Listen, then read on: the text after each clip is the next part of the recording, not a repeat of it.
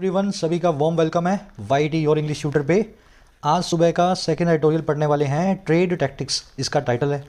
Classic economic article है, trade policy पे लिखा हुआ है इंडिया की। ऐसे आर्टिकल्स पढ़ने में सबको डर लगता है, मैं जानता हूँ इस बात को, लेकिन ऐसे आर्टिकल्स को पढ़ने का एक बहुत अच्छा तरीका है, इनको कहानी की तरह प्रोसेस करो, और यही मैं आज आपको करके दिखाऊंगा। इंटरेस्टिंग भी लगेगा और समझ में भी आएंगी चीज़ें। आपको क्विज दिखा रहा हूँ, आज का 5 क्वेश्चंस हैं। सिर्फ ट्रांसलेट नहीं करना आर्टिकल को, साथ में कॉम्प्रिहेंशन, ग्रामर और वोकैब के क्वेश्चंस भी सॉल्व करने हैं। जो जो सीखोगे इस क्विज पे अप्लाई करोगे। सॉल्यूशंस क्लास के लास्ट में करवाने वाला हूँ क्विज के। शुरू करें क्लास को, चलिए आइए कुछ नया सीखते हैं।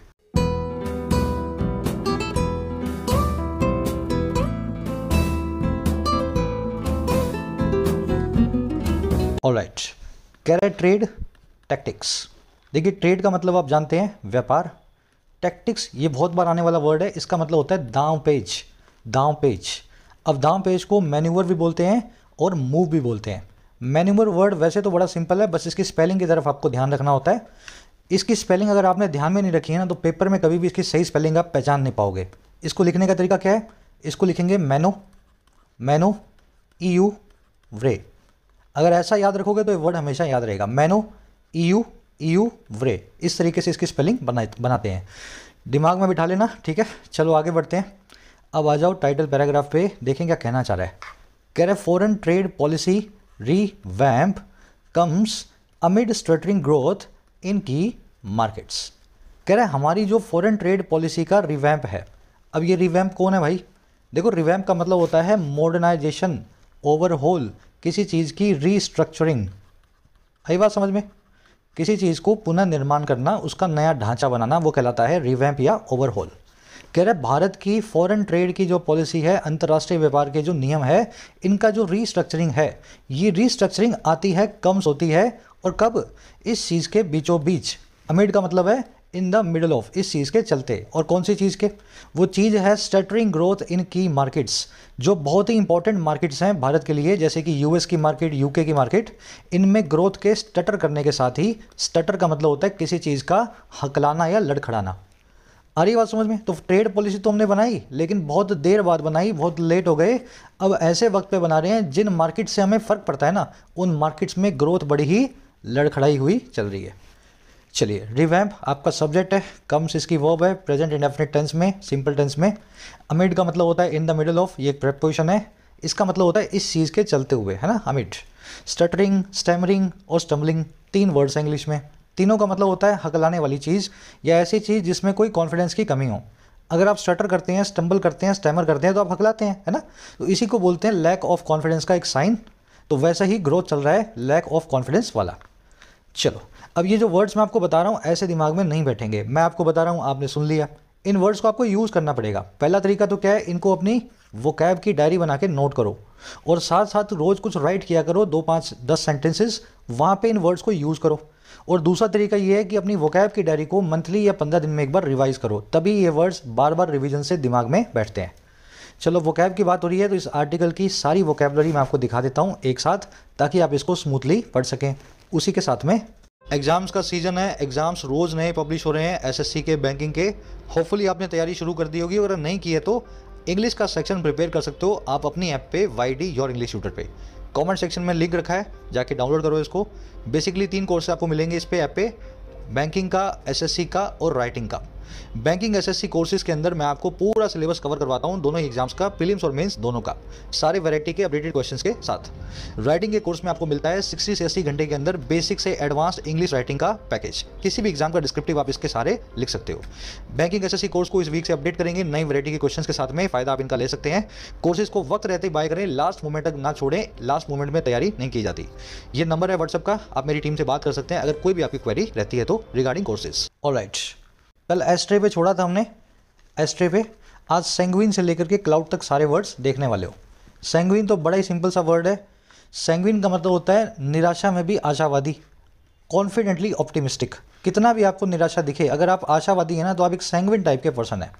ऐसे पर्सन को स्पिरिटेड, अपबीट और बॉयेंट भी बोलते हैं। तीनों का मतलब है बहुत हाई स्पिरिट्स वाला पर्सन, बहुत ही ज़्यादा कॉन्फिडेंस वाला पर्सन।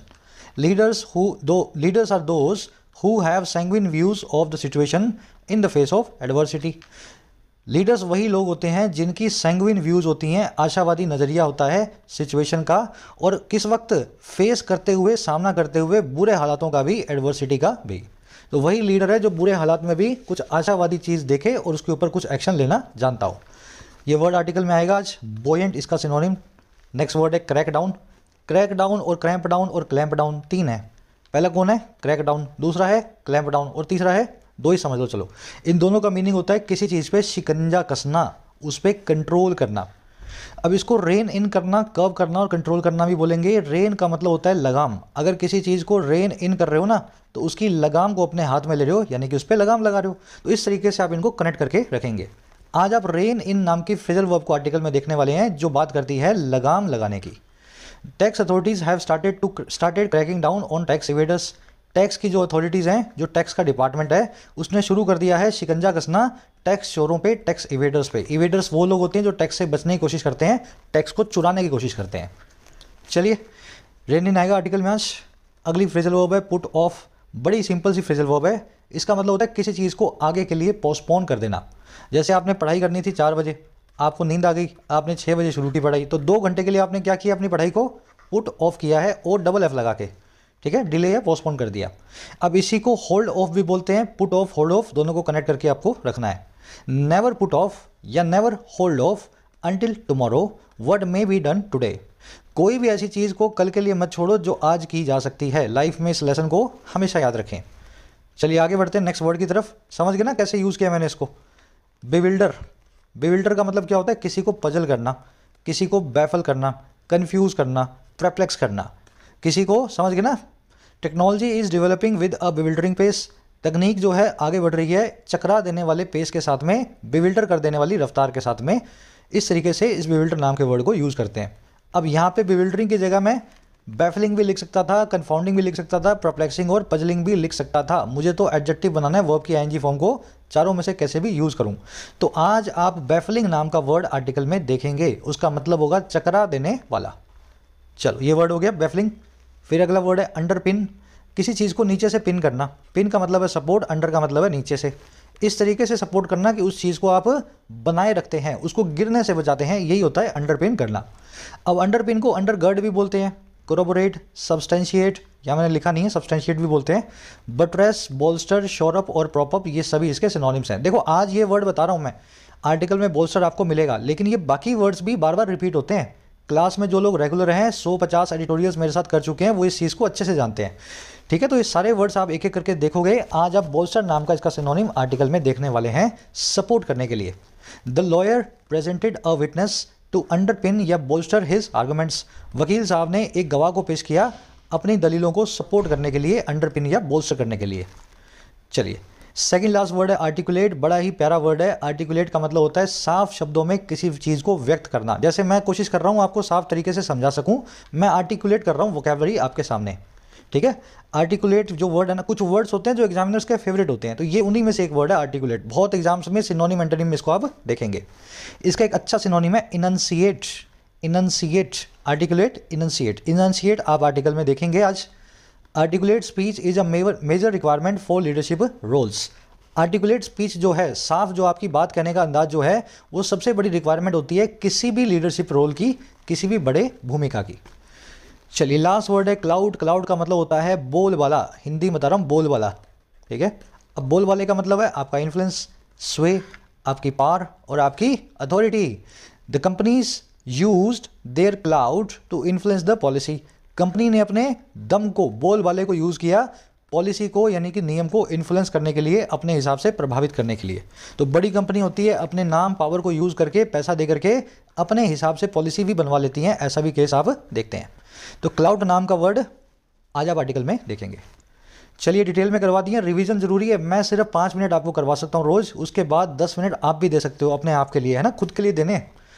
चलो, अब इस आर्टिकल की एक समरी आपको दे दें। कहानी की तरह इसको प्रोसेस करेंगे अपने, और इसमें भी कहानी लिखी हुई है। कहानी ये है, इंडिया ने एक नई फॉरेन ट्रेड पॉलिसी बनाई है। अब ये क्या होता है जी? हम कैसे फॉरेन ट्रेड करेंगे दूसरी कंट्रीज़ के साथ में, किस पे कितना टैक्स लगाएंगे, किस माल पे, और हमारा सामान किस किस कंट्रीज़ में जाएगा। ये फॉरेन ट्रेड पॉलिसी बहुत पहले आ जानी चाहिए थी, आज से कम 2 साल पहले, लेकिन कोविड आने की वजह से पॉलिसी एक्सपायर होने के बाद भी इंडिया इसको आगे टालता रहा, पुरानी पॉलिसी पे ही चलता रहा। अब ये आर्टिकल आपको कई ऐसे एग्जांपल्स देगा जहाँ पे इंडिया पुरानी पॉलिसी चलाता रहता है, उन्हीं को आगे ढकेलता रहता है।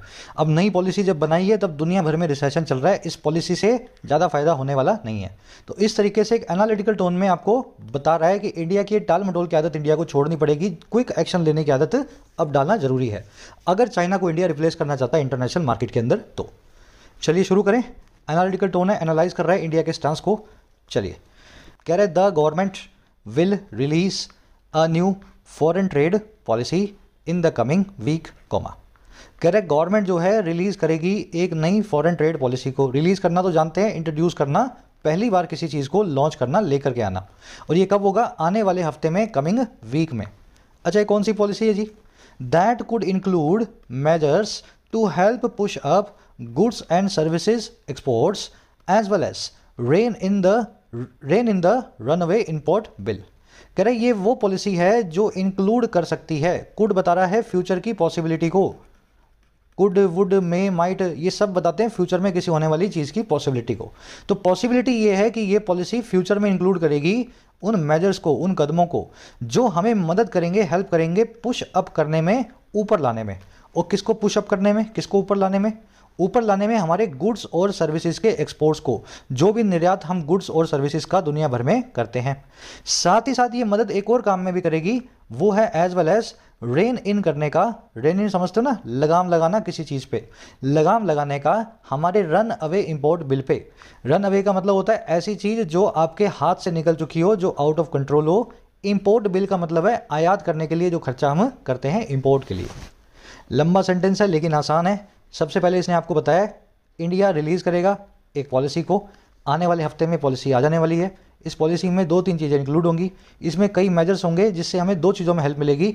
एक तो हमारे एक्सपोर्ट्स हम बढ़ा पाएंगे, और कैसे भी करके हमारा जो इंपोर्ट का खर्चा है, जो रन अवे हो गया है, हमारे हाथ से निकलता जा रहा है, इसको हम कैसे भी करके लगाम लगा पाएंगे।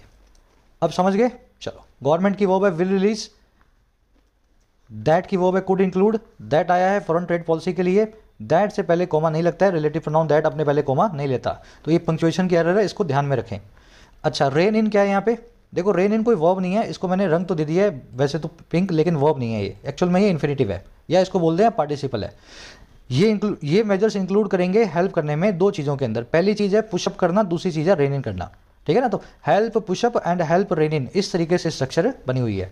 रेन इन का मतलब होता है लगाम लगाना, कर्व करना, कंट्रोल करना, क्रैक डाउन करना। इस वर्ड को आप देख चुके हैं।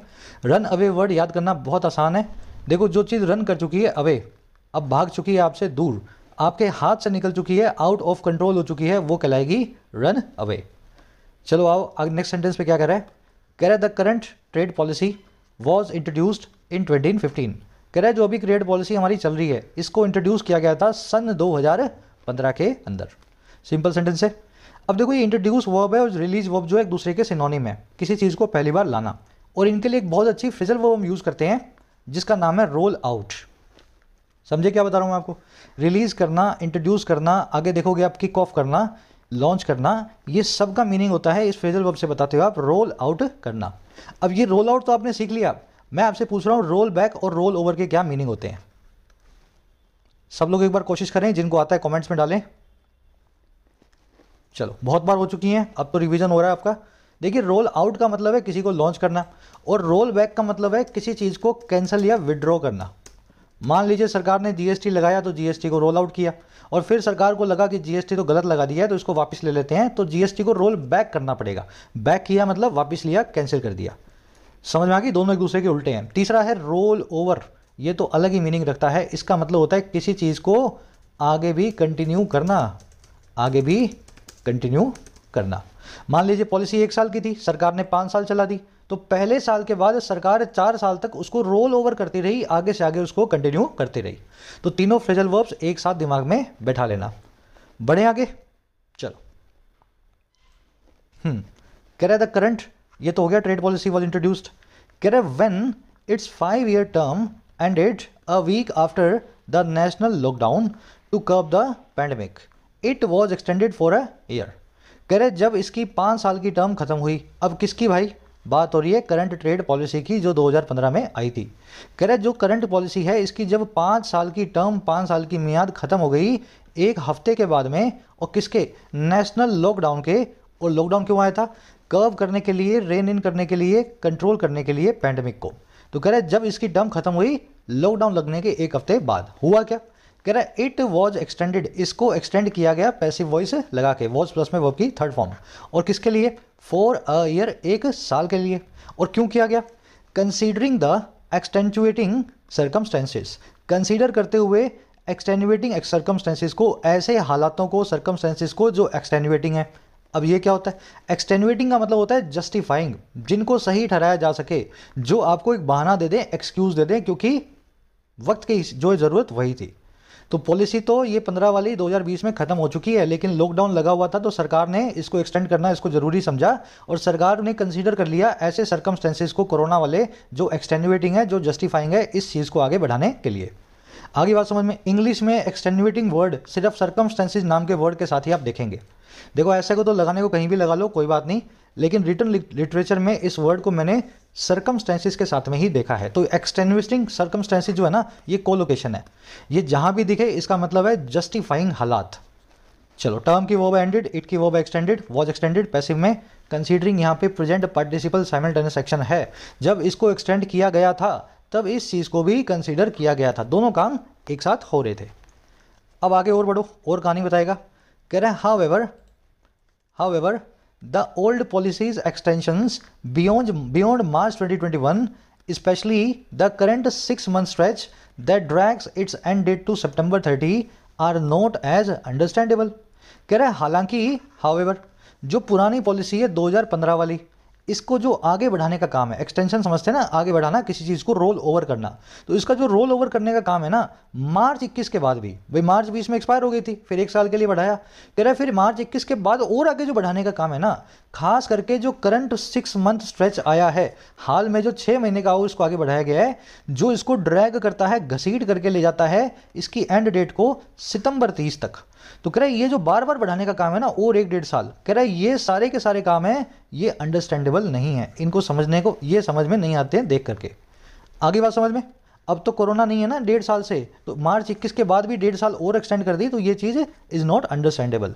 एक्सटेंशंस की वर्ब है आर, दैट की वर्ब है ड्रैग्स आउट, दैट आया एक्सटेंशंस के लिए, वही एक्सटेंशन है जो इसको ड्रैग करते हैं। ड्रैग का मतलब होता है आगे घसीटना। चलो और आगे बढ़ते हैं।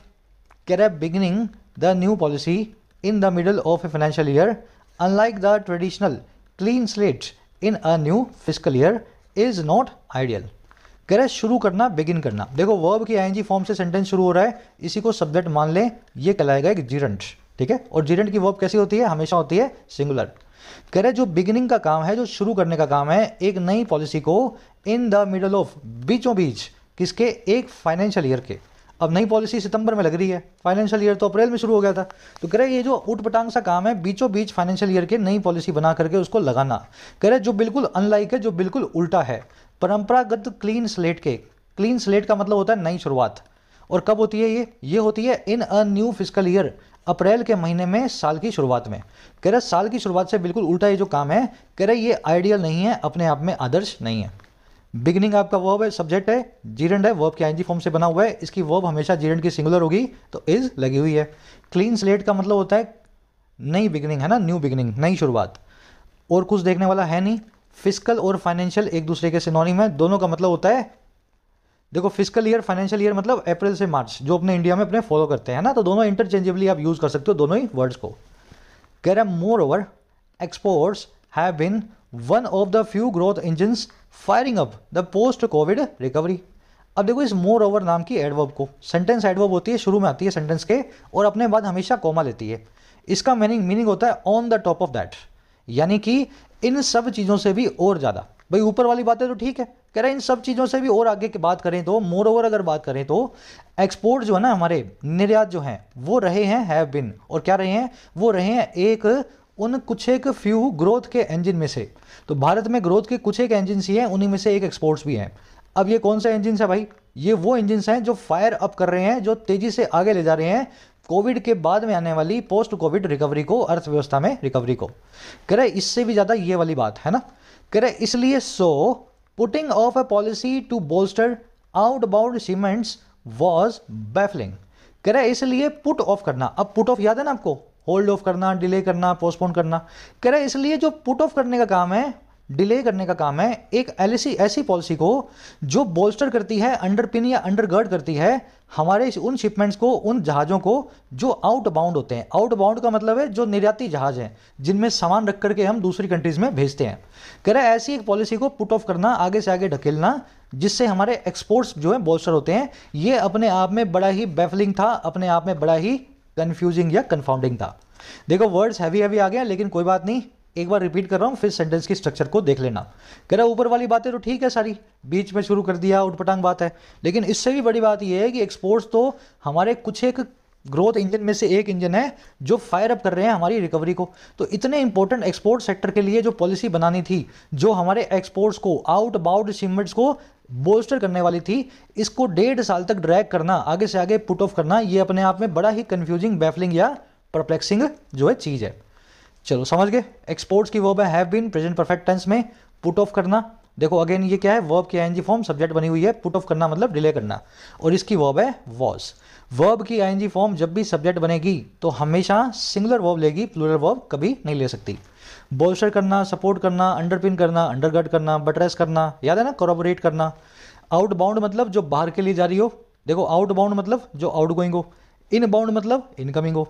तो जो शिपमेंट्स आउटबाउंड है तो उसका मतलब क्या है, हमने अपने यहाँ से किसी सामान को निर्यात किया है ना।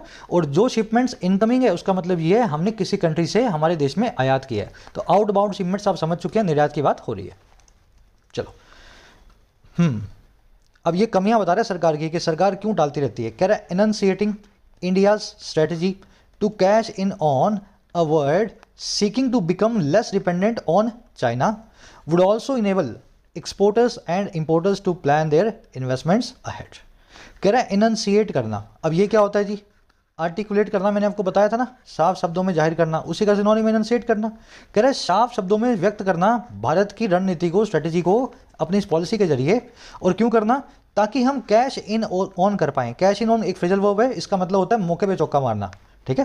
कह रहा है साफ शब्दों में हमारी स्ट्रेटेजी को सबको बताना ताकि हम मौके पे चौका मार पाएं, कैश इन ऑन कर पाएं इस एक ऐसी दुनिया का, एक ऐसे वर्ड का जो कोशिश कर रहा है, सीख कर रहा है बन जाने को, बिकम हो जाने को, लेस डिपेंडेंट, कम डिपेंडेंट, और किस पे, चाइना नाम के इस देश पे। कह रहे ये जो काम है ना साफ शब्दों में बोलने का, ये भी इनेबल करता है, वुड ऑल्सो इनेबल करेगा हमारे एक्सपोर्टर्स को और इंपोर्टर्स को कि वो प्लान कर सकें अपनी इन्वेस्टमेंट्स को साल की शुरुआत में ही पहले। तो इसलिए बीच ईयर में ना लाते, शुरू में ले आते, ताकि हम पहले से ही हमारे इंपोर्टर एक्सपोर्टर जो हैं इसी पॉलिसी के हिसाब से पूरा साल अपना प्लान करते। इनंसिएटिंग सब्जेक्ट है, वुड ऑल्सो इनेबल इसकी वर्ब है, डिपेंडेंट ऑन, हिंज्ड ऑन, तीनों वर्ड्स याद है कि नहीं याद, डिपेंड, हिंज और रिलाई, डिपेंडेंट, हिंज्ड और रिलायंट, इस तरफ के हैं वर्ब, इस तरफ के हैं एडजेक्टिव्स। तीनों के बाद में ऑन या अपॉन ही लगाएंगे, इनके बाद में कभी भी एट नहीं आता है, ठीक है। तो डिपेंडेंट एट चाइना अगर लिखा होता तो ये सेंटेंस गलत हो जाता, इसमें आपको एरर मार्क करनी थी। इस एट को मैं यहाँ से निकाल देता हूँ ताकि जो बच्चे बाद में पढ़ेंगे उनको कन्फ्यूजन ना हो। चलो और कुछ देखने वाला है। इनंसिएट आपने देख लिया, किसी चीज़ को आर्टिकुलेट करना। Cash in on phrasal verb का मीनिंग होता है मौके पे चौका मारना, किसी सिचुएशन का फायदा उठाना। दुनिया सारी चाइना से दुखी है, चाइना उल्टे सीधे काम करता है, तो इसी सिचुएशन को तो कैश इन ऑन कर रहा है इंडिया, इसी मौके पे तो चौका मार रहा है अपने आप को चाइना से रिप्लेस करके, है ना। तो इस तरीके से इस फ्रेजल वर्ब को आप कैश इन ऑन को याद रखें। चलो और आगे बढ़े। कह रहे last January a WTO compliant export incentive scheme was kicked off to refund domestic taxes to exporters, कह रहे पिछली जनवरी के अंदर, मतलब 2022 की जनवरी में एक WTO compliant export incentive scheme को किक ऑफ किया गया था। देखो एक्सपोर्ट इंसेंटिव स्कीम मतलब ऐसी स्कीम भारत सरकार की जो निर्यात को इंसेंटिव देगी, थोड़ा सा बढ़ावा देगी, और ये स्कीम WTO कंप्लायंट है। वर्ल्ड ट्रेड ऑर्गेनाइजेशन को इस स्कीम से कोई दिक्कत नहीं है क्योंकि उसके सारे रूल्स को ये कंप्लाई करती है। कह रहा है ऐसी एक स्कीम को किक ऑफ किया गया था। अब किक ऑफ याद है ना, ऊपर रोल आउट करना, इंट्रोड्यूस करना, लॉन्च करना, किक ऑफ करना, तो इसको रोल आउट किया गया था। और क्यों किया गया था, टू रिफंड करने के लिए, वापस दे देने के लिए घरेलू जो है टैक्सेस को हमारे एक्सपोर्टर्स को। तो एक्सपोर्टर जो टैक्स दे रहे हैं हमारे इंडिया के, उनको कुछ टैक्स वापस किए गए ताकि आप ज़्यादा से ज़्यादा एक्सपोर्ट कर सको, टैक्स की फिक्र मत करो। कह रहे but the rates were only notified months later with a few sectors left out. कह रहे लेकिन जो इसके रेट्स हैं ना, किस रेट पे आपको टैक्स वापस मिलेगा। कह रहा है ये सिर्फ महज नोटिफाई हुए थे कुछ महीने बाद जाकर के। और कैसे नोटिफाई हुए थे जी, इस चीज़ के साथ ही कुछ एक सेक्टर्स के छोड़ दिए जाने के साथ ही। तो एक स्कीम तो सरकार ने बना दी, स्कीम को कंप्लाई भी करवा दिया, लेकिन किक ऑफ करने के कई महीने तक स्कीम में रेट ही नहीं बताई, टाल मटोल करते रहते हैं, स्कीम बना देते हैं उसके बाद सो जाते हैं, है ना। तो कई महीनों बाद तो रेट्स आई कि किसको कितना देंगे, और उसमें से कई इंपॉर्टेंट सेक्टर के एक्सपोर्टर्स को बाहर छोड़ दिया। तो इस तरह के उटपटांग काम भी सरकार जो है फाइनेंस मिनिस्ट्री करती है। स्कीम की वर्ब है was kicked of, passive voice में वॉज प्लस में वर्ब की थर्ड फॉर्म लगी हुई है। रेट्स की वर्ब है वर नोटिफाइड, नोटिफाइड भी यहाँ पे वर्ब है, इसको मैं मार्क कर देता हूँ, शायद ये रह गया, पैसिव वॉइस में है ये, रेट्स वर नोटिफाइड है ना, वर प्लस में वर्ब की थर्ड फॉर्म। चलो अब यहीं पे कॉम्प्रीहेंशन के क्वेश्चन बन रहे हैं, WTO कंप्लाइंट पॉलिसी के बारे में जो आपसे मैं बता रहा हूँ ना, यही मैं आपसे कॉम्प्रीहेंशन के क्वेश्चन में पूछ रहा हूँ। Correct, despite this completely avoidable uncertainty goods and exports touched a record 422 billion in 2021-22। कह रहे बावजूद, डिस्पाइट इस पूरी तरीके से अनअवॉइडेबल अनसर्टेनिटी के, कह रहे बावजूद एक ऐसी अनसर्टेनिटी के जो सरकार ने पैदा कर दी थी और जो अवॉइडेबल थी, सरकार चाहती तो इसको ना भी अनसर्टेनिटी पैदा ना भी करती। कह रहे हमारे जो गुड्स एक्सपोर्ट्स हैं, हमारे जो निर्यात हैं, उन्होंने टच कर लिया एक रिकॉर्ड 422 बिलियन डॉलर को 21-22 वाले इस साल में। तो बावजूद इसके हमारे एक्सपोर्ट्स बहुत अच्छा कर रहे हैं, सरकार चाहे कितना भी धीमा काम करती हो। चलो डिस्पाइट का मतलब है बावजूद, इसको यहाँ पे कभी भी ऑफ नहीं लगेगा, डिस्पाइट ऑफ नहीं होता। हाँ अगर इन स्पाइट लिख रहे हो उसका मतलब भी होगा बावजूद, लेकिन उसके बाद में हमेशा ऑफ आता है, याद रखेंगे इस चीज़ को। अब आ जाओ नेक्स्ट पैराग्राफ पे, यहाँ बताएगा आपको कि ये पॉलिसी गलत वक्त पे आ रही है। कह रहे this year the government expects goods exports to hit at least 450 billion dollars. कह रहा है इस साल सरकार को एक्सपेक्टेशन है कि हमारे गुड के एक्सपोर्ट जो हैं हिट करेंगे, कहाँ पहुंचेंगे, कम से कम 450 बिलियन डॉलर्स पे। तो 422 बिलियन तो ठीक है, अब इस बार हम 450 पे जाने की आशा रखते हैं। कह रहा है लेकिन but growth has slipped to the low single digits over July and August. कह रहा है लेकिन हमारा विकास जो है जीडीपी का, ये स्लिप कर गया है, फिसल गया है। और फिसल करके कहाँ आ गया जी, तू लगा के बता रहा है, लो सिंगल डिजिट्स तक। सिंगल डिजिट मतलब 0 से लेकर के 9 के बीच में, ये सिंगल डिजिट्स है ना, तो लो सिंगल डिजिट पे आ गया है, 2% पे, 3% पे, 4% पे। और कब आया है, जुलाई और अगस्त के महीने के अंदर। कह रहे while imports have been over 60 billion each month since March, जबकि हमारे जो आयात हैं, जो हमारा खर्चा है इंपोर्ट का, ये रहा है 60 बिलियन डॉलर से भी ज़्यादा हर महीने जब से मार्च शुरू हुआ है। तो ये तो 720 बिलियन डॉलर पे चला जाएगा, है ना, 12 महीने के अंदर। पर इंपोर्ट तो हमारे 450 बिलियन भी नहीं, एक्सपोर्ट हमारे 450 बिलियन जाने चाहिए थे, वो भी जाने मुश्किल लग रहे हैं।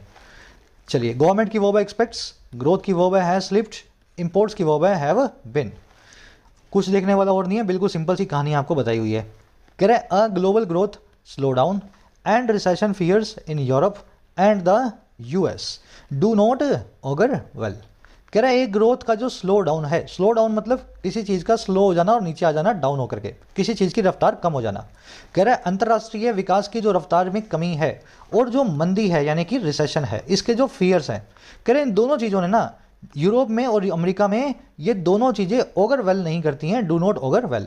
अब ये क्या होता है जी ओवर वेल करना, अच्छी इंडिकेशन देना। ओवर मतलब इंडिकेशन, वेल मतलब अच्छी, है ना, तो ये अच्छी इंडिकेशन हमारे लिए बिल्कुल भी नहीं है। अब देखो सेमीकोलन लगा के बोल रहा है and though order books are still full many buyers are seeking to defer deliveries. कह रहा है हालांकि हमारी ऑर्डर बुक्स जो है ना अभी भी फुल है। ऑर्डर बुक्स का मतलब है दुनिया भर से हमारे पास ऑर्डर इकट्ठे हुए हैं, जितने ऑर्डर्स हम ले सकते थे उतने हमने ऑर्डर्स ले लिए हैं। तो हमारी किताबें तो भरी हुई हैं हमारे एक्सपोर्टर्स की ऑर्डर्स वाली, लेकिन बहुत सारे बायर्स जो हैं कोशिश कर रहे हैं डिफर करने को, आगे धकेलने को, पुट ऑफ करने को हमारी डिलीवरीज को। तो समझ गए ना, हमारी ऑर्डर बुक्स तो फुल हैं, हमारे एक्सपोर्टर्स के पास बहुत सारे ऑर्डर्स आए हुए हैं, लेकिन जहाँ से ऑर्डर आए हैं वो कंट्रीज़ इन डरों के चलते हमसे अपना माल नहीं मंगा रही हैं, कह रही हैं कि आगे खिसका दो, 2-4-6 महीने बाद ले लेंगे। इन दोनों की वर्ब है रिसेशन फियर्स और स्लो डाउन की डू नॉट ऑगर वेल।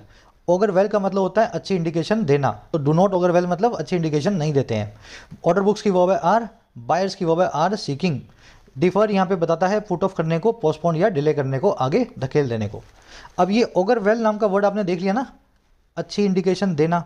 मुझे ये बताओ ऐसी चीज़ जिसमें अच्छी इंडिकेशन हो उसके लिए वन वर्ड क्या है? इसको हिंदी में बोलते हैं शगुन भरा। अच्छी इंडिकेशन मतलब शगुन भरा, उसके लिए वन वर्ड आपको बताना है। कई बार करवा चुका हूं आपको मैं। चलो इसको बोलते हैं सर ऑस्पिशियस, है ना। शगुन भरे को बोलते हैं ऑस्पिशियस।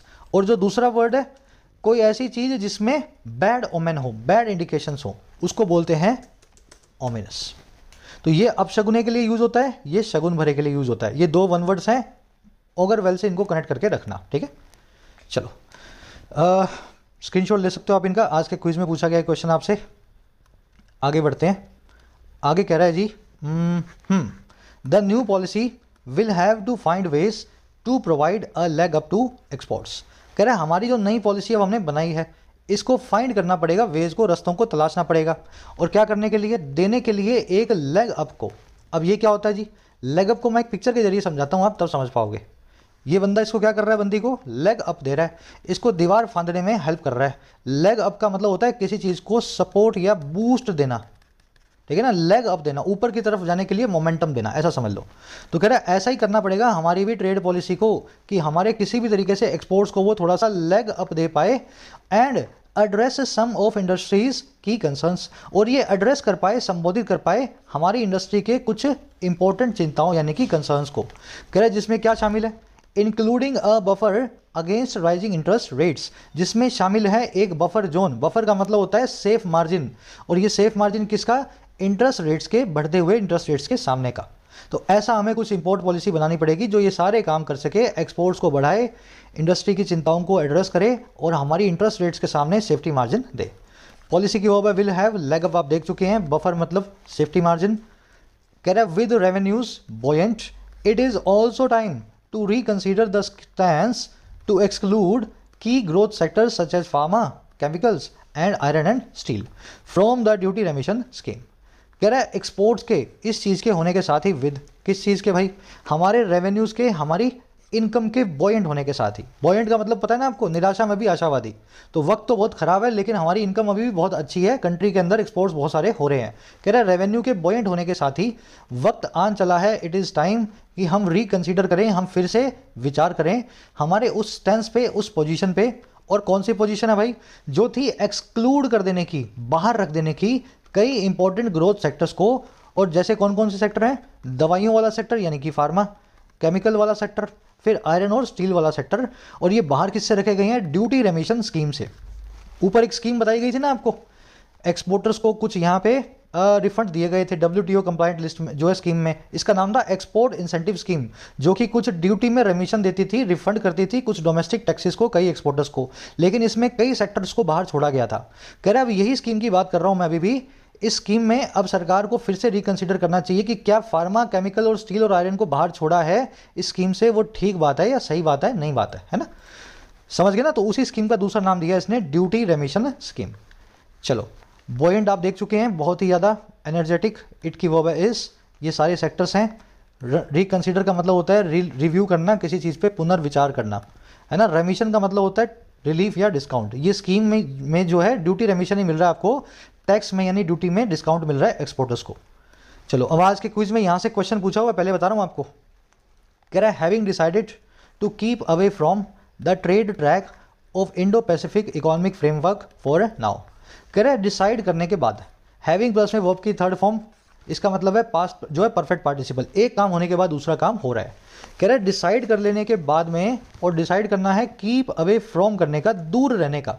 और किससे, ट्रेड के ट्रैक से, ट्रेड के रास्ते से। और किसका, इंडो पैसिफिक इकोनॉमिक फ्रेमवर्क का। तो ये ग्रुप है IPEF, जिसमें 3-4 मेंबर्स हैं इंक्लूडिंग USA, जापान, इंडिया। इसमें इंडिया ने ट्रेड में शामिल होने से मना कर दिया कि इस ग्रुप में ट्रेड की बात हमसे मत करो। तो कह रहा है ऐसा डिसीजन लेकर के IPF में ट्रेड के रास्ते से दूर होने का, कीप अवे फ्रॉम करने का। और कब के लिए, फॉर नाउ, अभी के लिए। कह रहा है इसके बावजूद जो असर्शंस हैं, assertions that the government has no bandwidth left for new trade pact. कह रहा है ऐसी जो असर्शंस हैं, ऐसे जो बयान हैं कि सरकार के पास अब कोई बैंडविड्थ नहीं बची है। बैंडविड्थ का मतलब होता है गुंजाइश। सरकार के पास कोई गुंजाइश नहीं बची है, लेफ्ट नहीं है नए ट्रेड फ्री ट्रेड पैक्ट के लिए, उसकी निगोशिएशंस के लिए। कह रहे 2 मोर कंट्रीज आर वूइंग इट।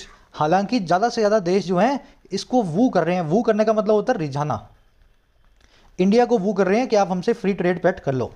कह रहे ये जो असर्शन है ना कि सरकार के पास कोई गुंजाइश नहीं बची, हालांकि कई कंट्री सरकार के पास आ रही हैं और बोल रही हैं कि हमसे कर लो, हमसे कर लो।